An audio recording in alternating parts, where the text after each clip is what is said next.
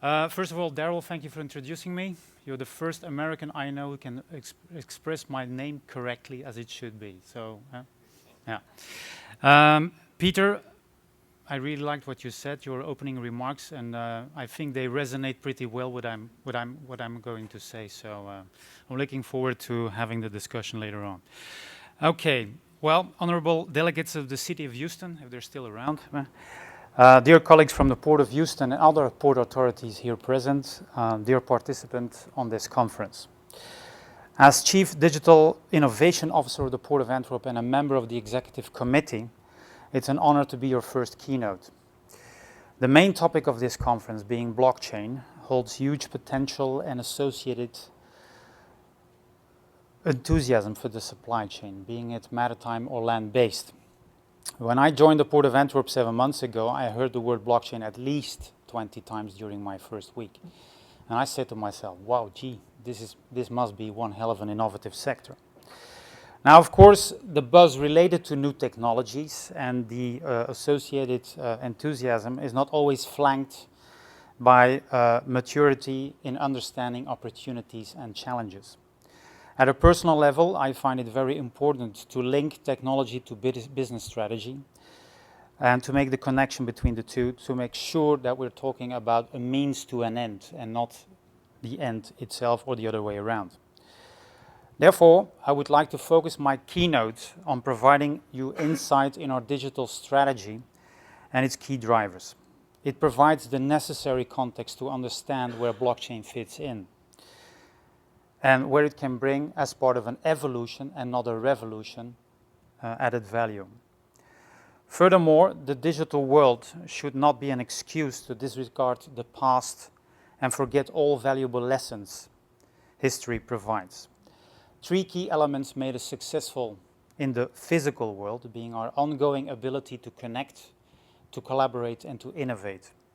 And we see no reason why that should change, on the contrary. The Port of Antwerp, located in Belgium, has known an incredible growth over the last 25 years. It doubled the cargo handled to currently 223 million tons, making us the second port in Europe based on gross tonnage handled. Besides, we also handled 13.5 million TEUs, making us one of the 15 largest container ports in the world. Now, however, we see ourselves primarily as a vibrant logistic and industrial cluster because we are the home to the second biggest petrochemical cluster in the world, alongside or after Houston, which also explains why we have very strong economic ties with the Port of Houston, and that's why we also have a permanent representative of the Port of Antwerp living here in Houston, Philip van den Bussen, who is also here present. Beginning of 2018, we finalized a new 3-year strategy with a horizon towards the end of 2020. As such, this rather short time frame is an acknowledgement for the VUCA world we live in, being volatile, uncertain, complex, and ambiguous.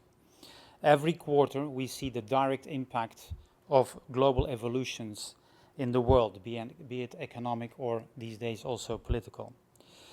To be agile and foremost anti-fragile in this dynamic world, we have decided to focus on 5 strategic domains that you see highlighted over here, which are sustainable growth, mobility, transition, safety and security, and operational efficiency. Okay. To be agile and so all these strategic focus areas, they give us the opportunity to invest in digital initiatives. At the core of our strategy lies the drive to be more focused on our community builder role to all relevant stakeholders in the supply chain. In the digital world, this reflects itself in a set of port community systems and applications that facilitate smooth cargo flow or connect stakeholders in optimizing the use of rail, truck, and barge transportation. Of course, this focus is not new, but we see the opportunity to push further given the capabilities, the opportunities of digitalization, as well as our new strategy. What we aim for is digitalization, not pushed as a regulator, but a top-down approach, but more bottom-up as an enabler of the community. As a community builder, we connect and collaborate with the aim to improve the supply chain in and around the port. And often, and we see that every day, this collaboration leads to innovation. Now, as a personal level, I find it really important to understand where that digitalization comes from and what it means in the context of the port. So what do we see as key drivers for digitalization in and around the port? Well, first of all, and of course that's not a surprise, it's technology maturity. The almost infinite capabilities of technology in terms of computing power we have today allow us to break through barriers and drive innovation. What used to be the computing power of a supercomputer in the 90s is now a PlayStation 4. Furthermore, IT priced as a commodity via cloud computing creates a level playing field and facilitates those with bright ideas to push them forward. Second, we see globalization driving digitalization. A closer look at how the global logistics processes are currently facilitated makes clear they still rely on technology from the 90s, such as email and EDI messages. That's why it came as no surprise when Harvard Business Review ranked transportation and warehousing in the middle of the pack of the most digitized industries. So there's still much untapped potential to be harvested, and technology can enable that. For sure, in aiding more transparency and more speed. Third, we see the opportunity towards improved operational efficiency as a driver for digitization. A study done by Maersk, published in 2017, showed that nearly half of the cost of shipping a container is administration cost. It makes clear what untapped potential still lies in front of us, and digitalization will for sure play a role in that. As a port, we understand that our digital strategy allows us to stay valid in the value chain, this by moving position. Our goal is to enable the local international stakeholder community to be efficient and effective in what they do in and around the port. A key foundational pillar on which our digital strategies stand is the data platform Nextport. It was founded in 2016, and it provides unprecedented capabilities to connect, to collaborate, and to innovate within the supply chain. Important to understand is that Nextport was founded by the port community, but has managed to create strong partnerships with the Port Authority, customs, and other relevant stakeholders. As such, the baseline, let's co-create the digital supply chain and port of the future, clearly state the goals and the ambition Nextport stands for. Via co-creation, co-build, and co-market, we make sure the bottom-up approach for finding relevant solutions is matched with a top-down strategic vision. The Port Authority is not only a financial partner in Nextport, but is also actively involved in creating relevant use cases. Also recently, we announced that all our port community applications, known as XChain2, which is the umbrella term, will be ported to Nextport. XChain2, powered by Nextport, is a strong message of our ongoing commitment. Worth noting in this is the unique governance structure of Nextport. Besides the traditional board, the further evolution of Nextport is steered by an advisory council in which shippers, BCOs, by the way, that's a new acronym I learned, terminal operators, forwarders, Port Authority, customs, and academia are present or represented. It creates, and this is really important, the deeply needed level of trust between stakeholders to share data on the platform, a prerequisite before data and technology can become an enabler. The Nextport platform enables the injection of any kind of data source, from application data to external reference data, be it via flat file, API, or other mechanisms. Data is safely stored in accordance with privacy legislation like the European General Data Protection Regulation, better known as GDPR, which is, by the way, now in active mode. The fact that Nextport has this layered and diverse information set allows it to do much more than just data sharing between two or more parties. Often, the combination of data creates richer insights that allow for the coordination or even orchestration of business processes. And finally, this data set creates what we call data labs for detailed analysis via analytics and over time artificial intelligence. Nextport is the data foundation for innovative applications that can plug in on the platform. So Nextport as such, it does not build applications. This can be existing providers of software solutions like terminal operating software, or totally new kind of applications such as the cargo flow optimizer for pre and post port handling. This 2B application is the ambitious goal of a 3-year European program called Coriolis, where the Port of Antwerp is one of the consortium members. This application can only work thanks to large and diverse data sets that data platforms such as Nextport can provide. Nextport covers all different dimensions of the supply chain, being it import, export, or hinterland connectivity. They provide added value for anyone involved in a maritime and land-based supply chain. 2 examples are knowing what the next mode of transport is and an improved and more secure release process for containers. What we have seen over the past year is that use cases become more broad with more stakeholders and with higher returns. Gradually, we move from data sharing into process orchestration. For us as Port Authority, we see in Nextport an important capability to optimize capacity in the port, primarily in container handling on the terminals. Careful analysis makes clear that faster and more detailed data sharing would have significant positive impact on the overall operational efficiency and throughput capacity of the terminal. A great and unexpected example of what this bottom-up approach of Nextport can create or facilitate is the Electronic European Cleaning Document initiative. Several European federations of the chemical industry decided to join forces to digitize the important but very data-sensitive tank cleaning document.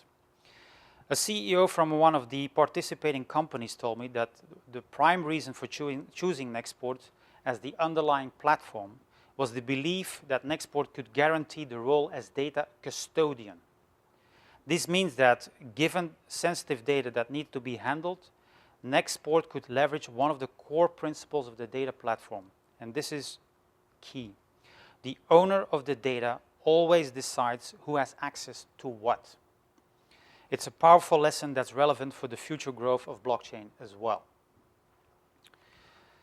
Seen from a global perspective, the goal of Nextport is to become a node in the network of platforms working in symbiosis based on their complementarity and unique skills.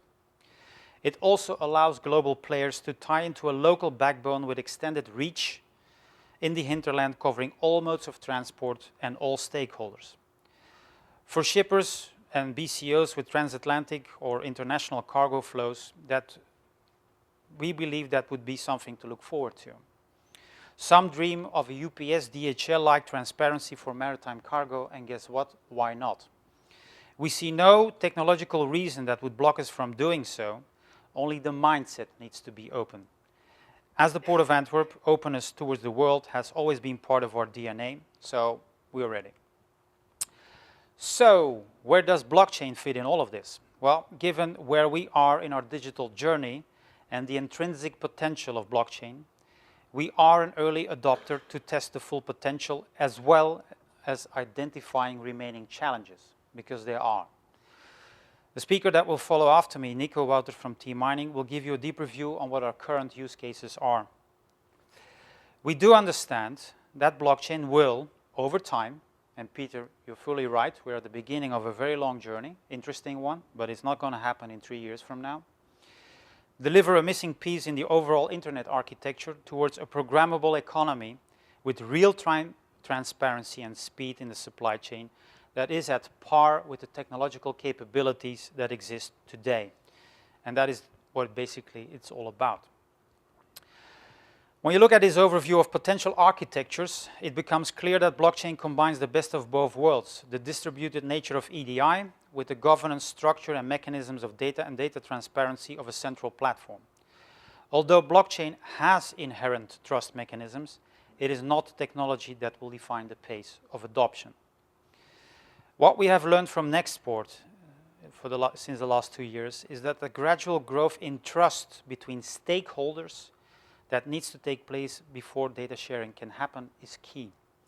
For many, the idea of replicating all their data across the distributed ledger in blockchain is currently a mental bridge too far. Time is needed for companies to adapt and to adopt. This has always been the case with technology, by the way. There's nothing new. A lesson learned from the dot-com era in the 90s that is about to repeat itself in the current era of startups and scale-ups is that we overestimate the impact of technology in the short run and we underestimate the impact in the long run. Anyone familiar with the technology hype cycle of Gartner sees clear. We are most likely close to the peak of inflated expectations on the curve, followed by what is labeled the trough of disillusion, and we're going to hit that. That's not important. The goal is to reach the final stage, which is the platform of maturity, and we have to know that it still might be some time ahead of us. We believe that blockchain will blend with the current architecture of Nextport over the coming years, and that over time, blockchain might become the dominant architecture on which Nextport is running. Looking at the potential capabilities of blockchain, what kind of capabilities are we particularly interested in?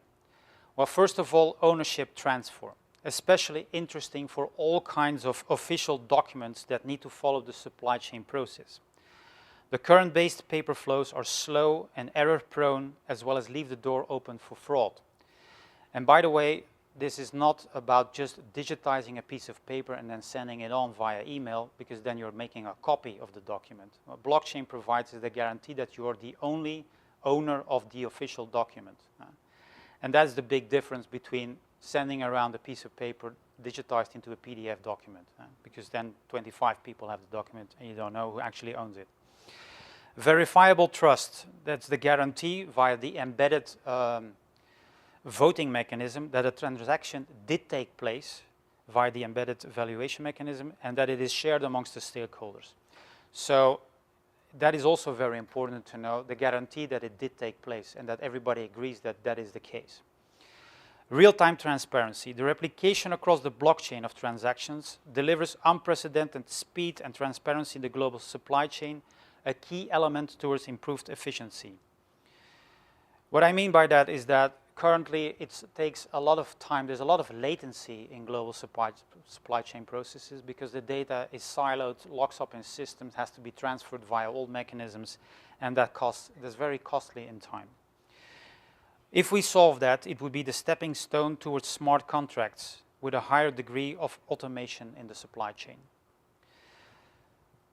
Fourth, tamper-proof data storage. You have the guarantee via the embedded encryption mechanisms that data cannot be altered once it is stored and recorded. So it's tamper-proof, and any attempt to modify the data will not go unnoticed. And finally, resilience. Since blockchain mimics the architecture of the internet itself based on nodes, it's very stable. If a node goes down, the blockchain continues to function. From a business perspective, the motivation for being an early adopter in blockchain technology can be summarized as follows. First, lead by example. Expressing enthusiasm is pretty okay, but as a leading port in the global economy, we need to walk the talk. At a personal level, I believe we are close to our first production-ready blockchain application that will be deployed within the port over the course of the next year or so. Second, given the strategic nature of the data platform Nextport, we need to stay focused on complementary and disruptive technology that provide new, better functionality and that strengthen the capabilities Nextport already provides. But then again, as a means to an end. Third, new technologies can facilitate innovative thinking on where it can be applied. For blockchain in the context of supply chain, as also Peter clearly stated, the use cases are obvious. The road to get them is something else. By leading in proof of concepts, finally, we provide inspiration for others to follow our lead and to strengthen cooperation amongst stakeholders. As we move towards the end of the second decade of the 21st century, time flies when you're having fun, our digital innovation strategy is clear. Our goals are to adapt current ways of doing for improved transparency, speed and agility, to develop new capabilities, and to help transform the fabric of the supply chain wherever needed. Connect, collaborate, and innovate are the three characteristics of a mental mindset that will drive us forward. For us, it's a matter of evolution, not revolution, leveraging on the solid foundation previous generations have built. Nothing could symbolize this more than our own iconic headquarters, designed by the famous architect Zaha Hadid. It blends an existing building with a new one, symbolizing the past and the future of our port.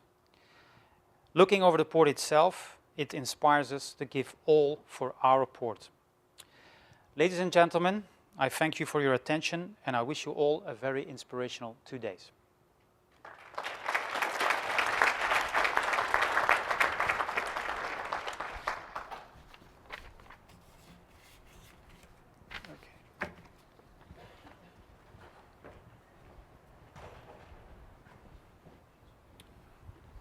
So our next speaker will be presenting part 2 of our keynote.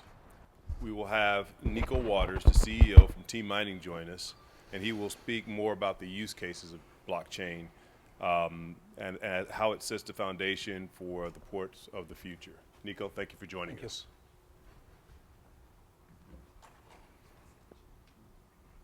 You can help me with the slides. Okay.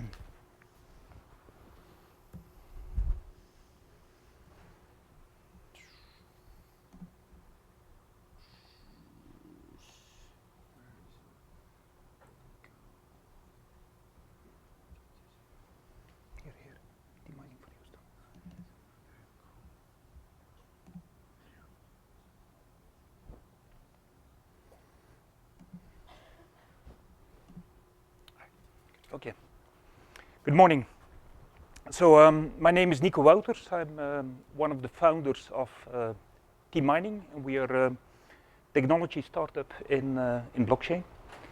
Actually, we started our company in 2016, so it's already a couple of years, which is quite long in blockchain. What we're doing, so we are a technology supplier. So we prepare the technology in order that it can be used in logistic communities. So we don't reinvent blockchain. Blockchain open source stacks exist, but we add a layer on top of it in order that it can be used in permissioned context, so in closed environments.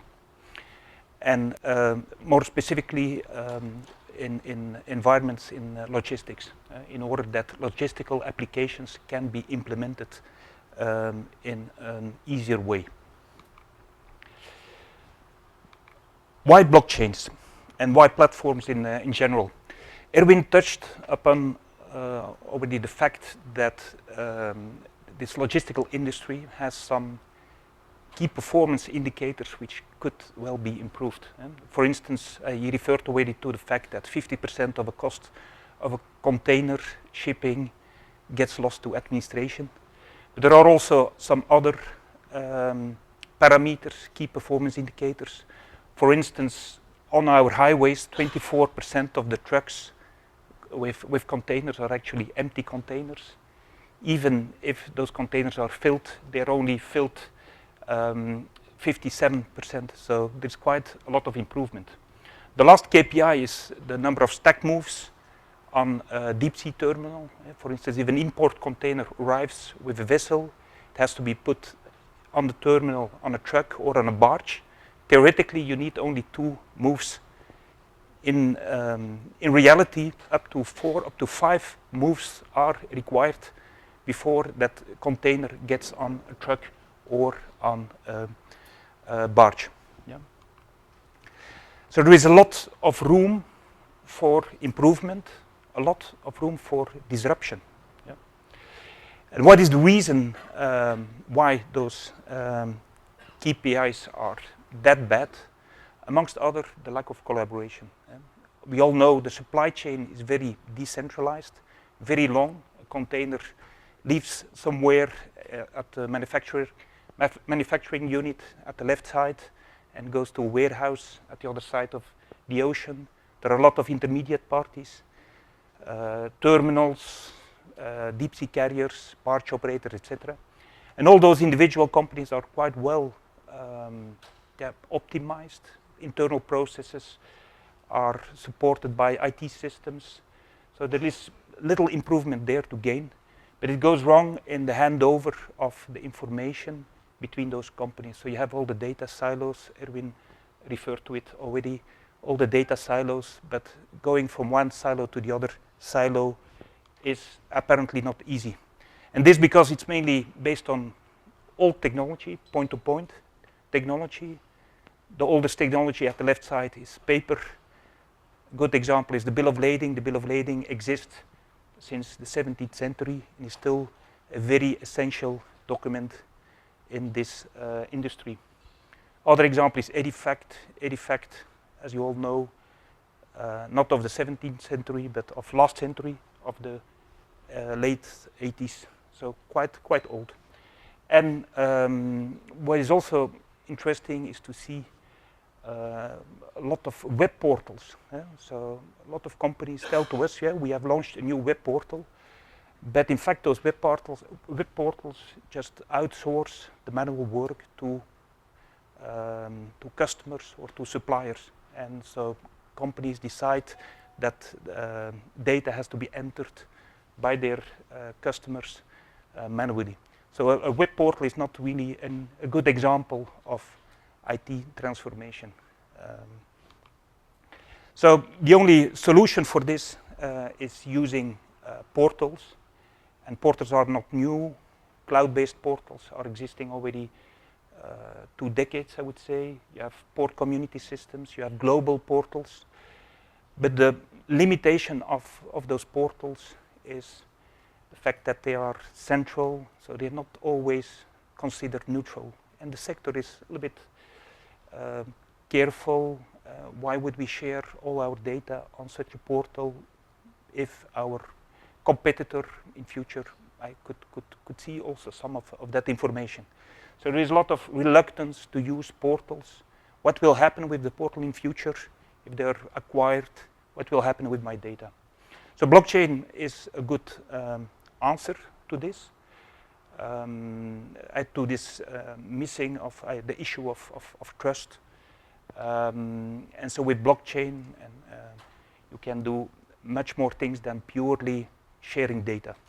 So it can go up to process orchestration, and I have later examples that illustrate this. So instead of communicating point to point between carrier, terminal, freight forwarders on a particular container, we believe in peer-to-peer networks, a little bit like WhatsApp. With WhatsApp, we create small WhatsApp groups around a particular subject, and blockchain is able to do that. For instance, around a container that needs to be shipped, you can appoint all the parties who are involved in that container transport, and they can, within that closed group, which is created ad hoc, within that group you can start sharing data, but also aligning your processes, having an intra-company process instead of many, an inter-company process instead of many intra-company processes that are badly interconnected with each other. Yeah. So we are quite optimistic. I agree also with the previous speakers. It will take time, but blockchain has fundamental capabilities to replace paper, much more than cloud-based solutions. EDI interfaces should go away, although even today still companies are investing in EDI, which is a pity, I find. And web portals should also go away. I believe web portals should stay for reporting, for dashboarding, etc., but not to enter data from one system to another system, duplicating data manual. Yeah. We'll now come to the main part of my presentation, which are 3 use cases which we have been working the last 2 years in our port. And Antwerp, we can be proud. We are pioneering really in blockchain in this sector. There is a chart from this analyst company that puts us beyond IBM Maersk, and you see that our company, T-Mining and Port of Antwerp, is really ahead of the pack. So all the announcements, all the trials which happened last year. Yeah.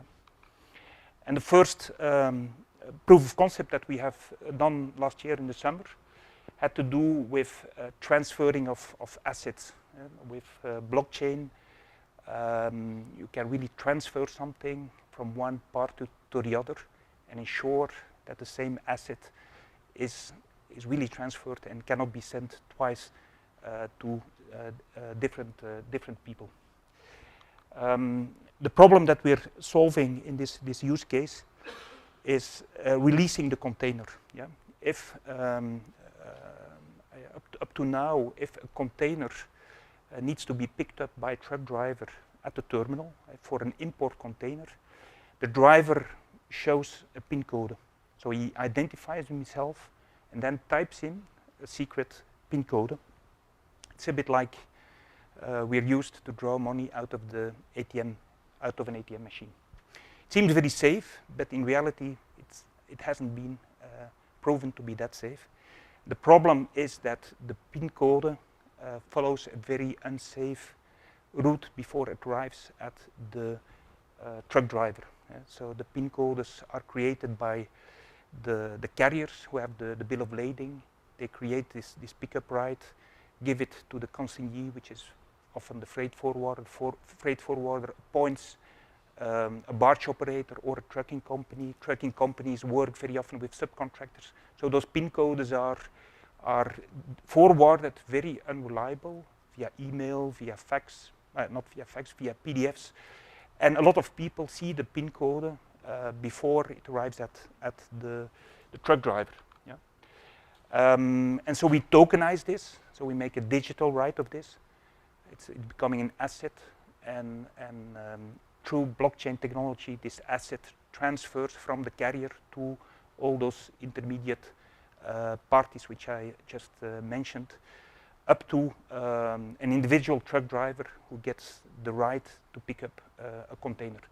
So last summer we have done a proof of concept, but not a lab trial, but a real test together with MSC and PSA, which have the biggest terminal in Antwerp, and BDP, which is a freight forwarder, and a number of local trucking companies. And we released first containers via blockchain. Yeah. This was still a proof of concept, and we're now working with the Port of Antwerp to bring this in production the next year. Yeah. So today it's not yet in production, but we're preparing everything. A second use case has to do with documents.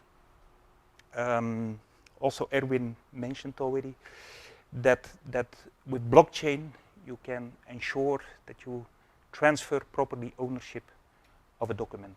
Yeah. If I send you a Word document via email, I always will have the Word document. You forward the document to your colleague. At the end, we end up with 4 or 5 copies of the same document. Nobody knows anymore who has the latest copy, who is the owner, etc. With blockchain, you can really digitize this workflow and make it very secure. And so we are now working on a pilot to have trade to approve shipping documents via blockchain. Yeah. The previous proof of concept was a local initiative, and so limited within the boundaries of the port. This pilot, which will happen Next month will be an international pilot, so where parties at the other side of the pond submit documents in a blockchain, and where authorities can certify the documents, transfer them to the mirroring authorities in our port, etc. So it's also a pilot with real traffic. We're not yet talking about production. That's for a later phase. Yeah. This is a very simple screenshot of the application.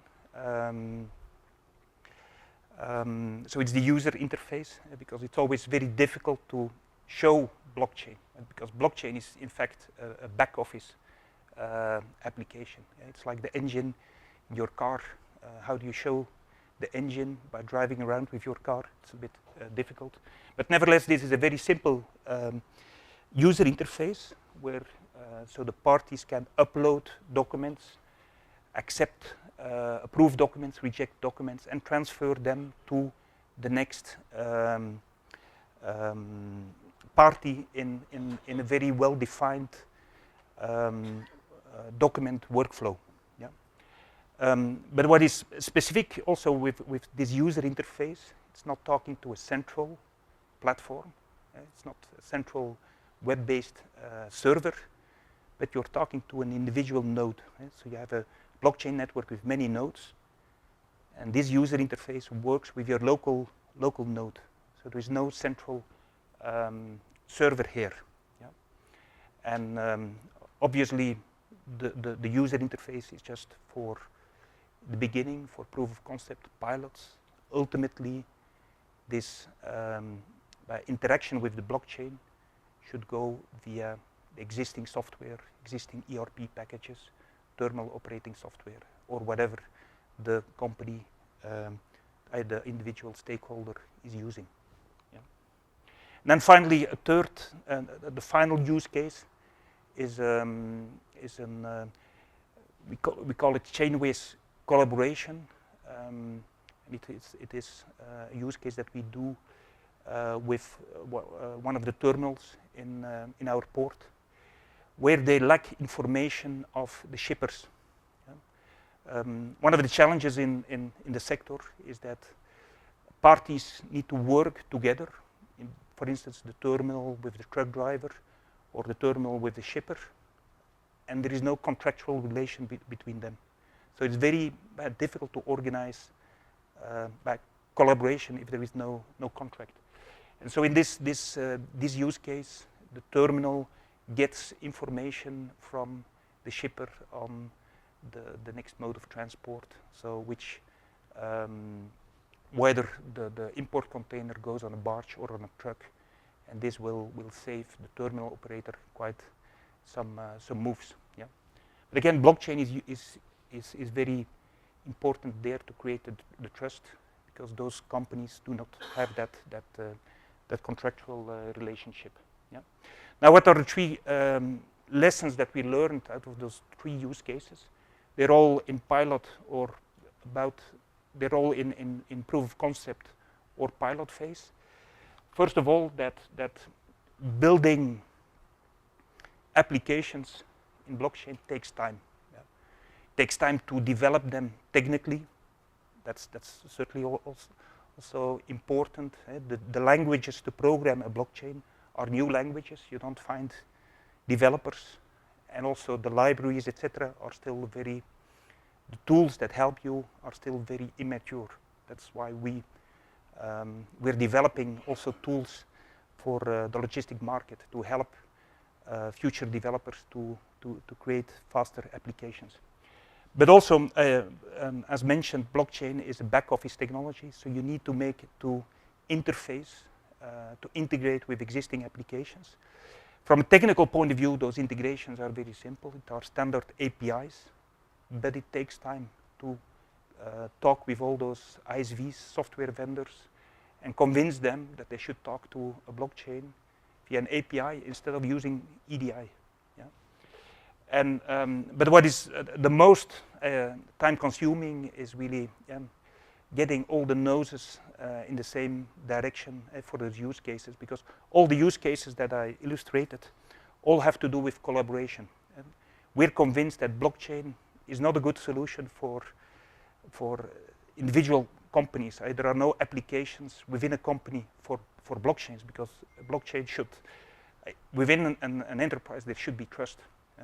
So all use cases for blockchain are between different companies, and obviously the value proposition, selling the value proposition to a community takes much more time than to an individual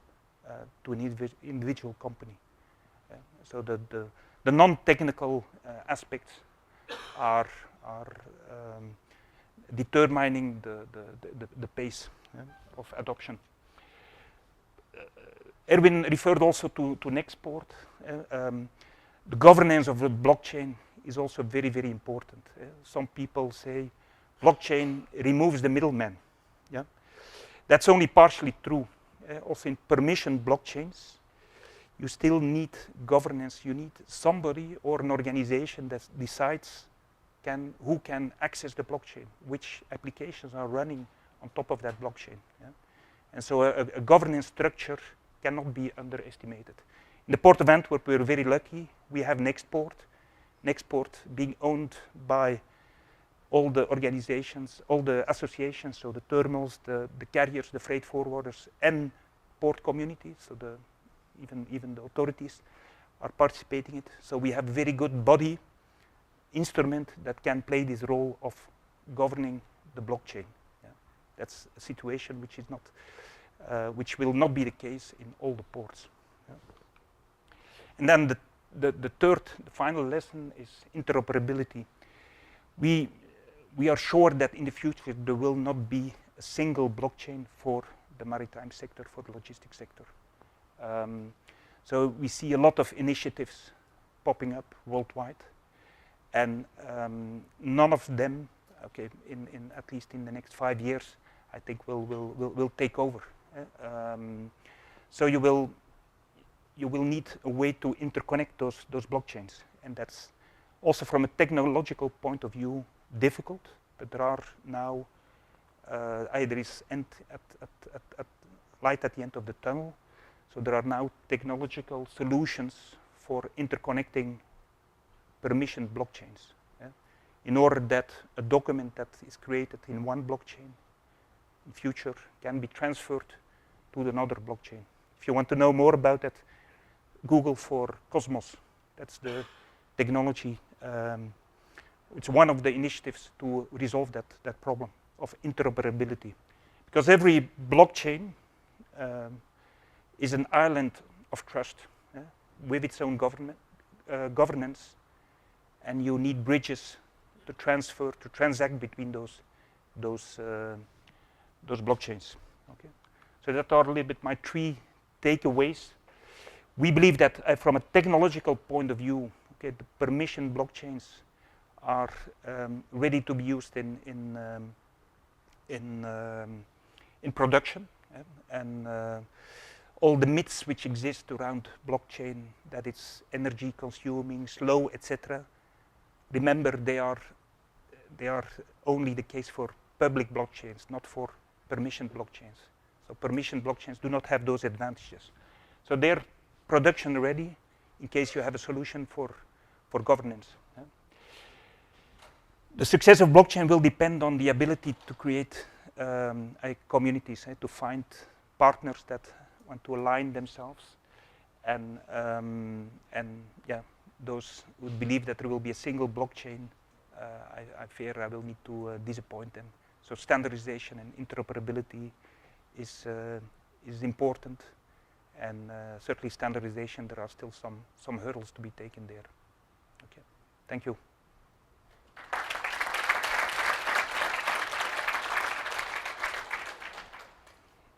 Okay. We have some questions for you. Yep. Okay. Okay. For yourself and Erwin as well. I'll speak the questions into the mic so you guys can hear me.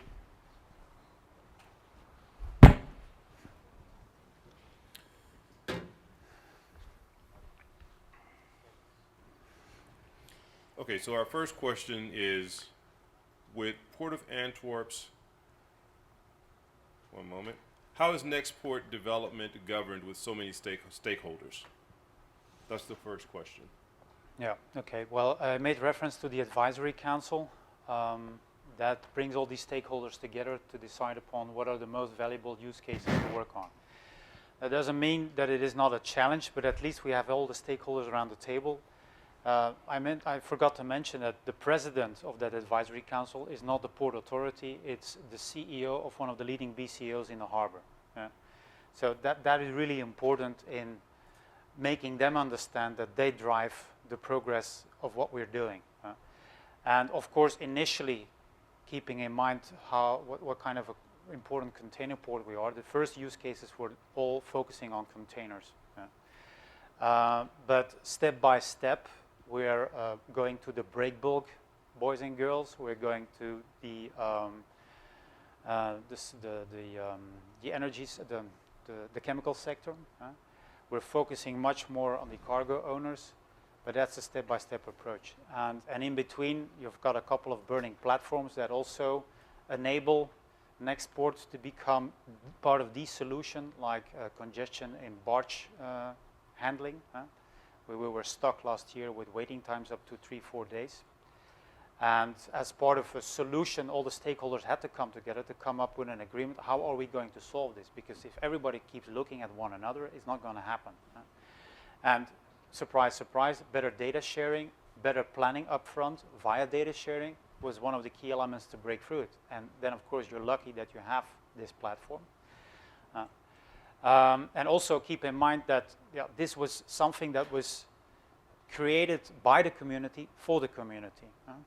Psychologically, that counts. But as we move on, of course, new ideas pop up, and that's an exponential curve, you know. Once people get used to the idea, because do not believe that Nextport was clear to anyone from day one. There was a lot of evangelization that had to go on, even after a year, step by saying, okay, this is basically what it is. Even the CEO of Nextport and myself, we discussed that repeatedly over the first 5 months, like, should we position ourselves as a data platform? Because that sounds fairly commodity, you know? That is not what it is all about. It's the foundation you build on for doing stuff that matters, like optimizing supply chain. Okay. But keeping in mind the immaturity of the supply chain stakeholders on average, that's something that takes time. Okay. Do you want to add something to that? No, not really. No? No, I think it's...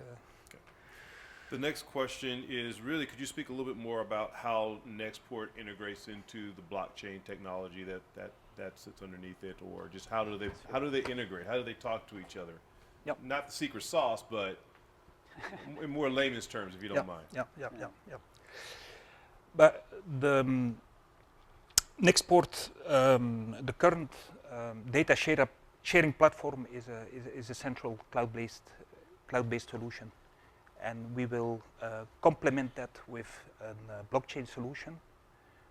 And blockchain is obviously decentralized, so that means that the nodes of the blockchain will not be all managed by Nextport, for instance, but Nextport will have one node in this network, and to get a fair distribution, we will ask to the bigger companies, at least all the bigger companies in the port, to contribute to the infrastructure by adding a node.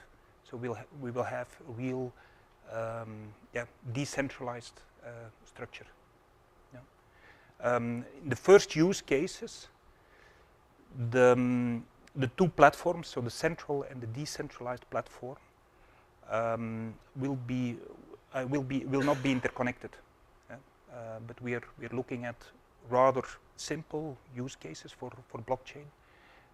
In the future, we will imagine more complex applications where central and decentralized